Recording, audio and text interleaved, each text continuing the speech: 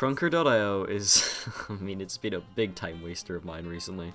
And as any of my friends will know, it's probably been one of the games I've been playing the most out of honestly, any game. I've sunk way too much time here. You can look right here and see it's, but it's a game I'd really recommend. And in all seriousness, I genuinely think it's probably up there in one of the best free games. And I genuinely don't think the game itself gets enough recognition. Like, it's just, there's so much about it that I think is just really good. And quite honestly, I genuinely, I've said it again, I've said it already in this video, I'm repeating myself, but it is a great game. It's really worth your time. It's a fast-paced first-person shooter with kind of low poly graphics, which I think, even though they're very simple, I think they work really well. I think it really adds something to the game, and it makes it's quite visually appealing in my opinion. And essentially, you drop into mini games with other players, and you kind of just fight it out. And different game modes have different like objectives, but usually if you're just playing the main game and not community games, it's just you're fighting with weapons with other people. And I mean, it's quite good because it can be played quite casually, which is how I play it. I just get on and play. In the background of Discord calls, I'm talking to my friends. It's just, we've been doing a lot of talking on Discord because of lockdown during Corona, so a lot of my time in the background has just been spent playing this. But if that's not your style, there is also a ranked mode, which I think is quite good. I've not played much of it, but by the looks of it, it seems pretty good. You have an elo system, and you get more or less every time you win or lose, so quite similar to other games. And when you start it up, you can choose from 11 different characters, which include the detective, rocketeer, agent, runner, bowman, and hunter. And each class has a different style and outfit. However, they each have a different primary weapon. Which, for example, the rocketeer uses a rocket, the detective uses a revolver, the triggerman uses an assault rifle and a pistol. The secondary weapons, though, are a little bit different, I'll give it that. The way it works is there's only 4 different weapons you can get. When you start the game, you can only use a pistol, and as you level up, you can get a revolver, and then as you go on, you can get like an alien ray gun, and then the final thing you unlock is a secondary shotgun, which is very good in my opinion. That's the one I'm kind of aiming for. I'm not quite at that level yet, but I'm hoping to get it fairly soon, because quite honestly I want to do some shotgun jumps with it. I'm really looking forward to being able to do that. Aside from the classes, I mean, it has a pretty good range of weapons. There's pretty much everything you'd want in a first-person shooter game: assault rifles, sniper rifles, shotguns, there's even a Kimbo Uzis, a UMP, and obviously each of these have different advantages. So quite obviously the sniper has a scope and is good at long range, and shotgun is good at close range.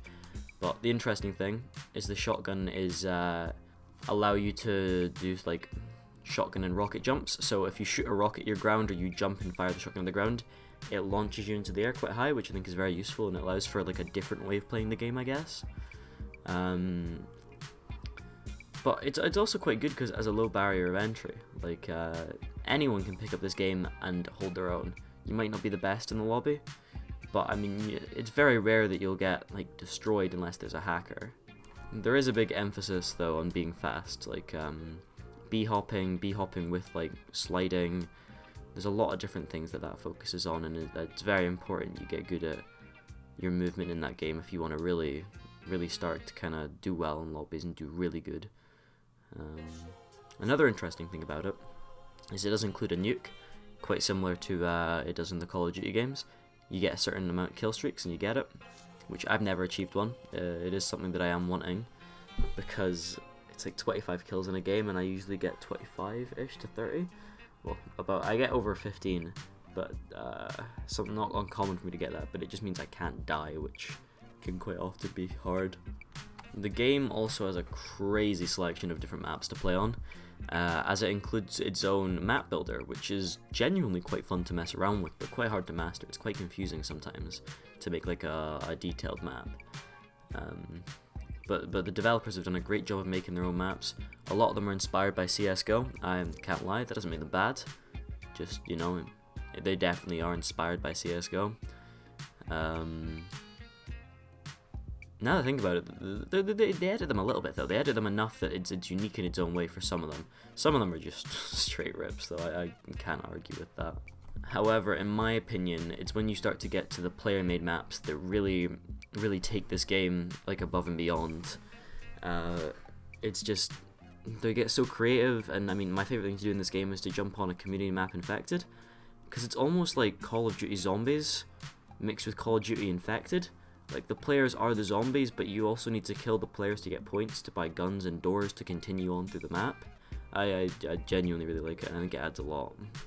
There's also player-made mods.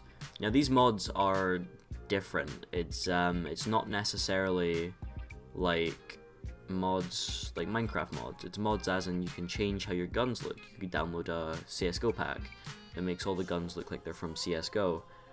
Or I know there's one that changes your arms. It makes your arms look realistic, like it's from a proper FPS game. And I think that community edition really helps kind of bring the community together, and it makes it, well, that sounds a bit iffy, I guess, but it really does help just like make a sense of community. Like, you can go on there and you can find your favorite texture pack and you can do different stuff, you can mess around. The only downside I will give it is that there is a bit of an issue with like uninstalling them. You have to just restart your game, which is annoying, but I mean, it's not the end of the world.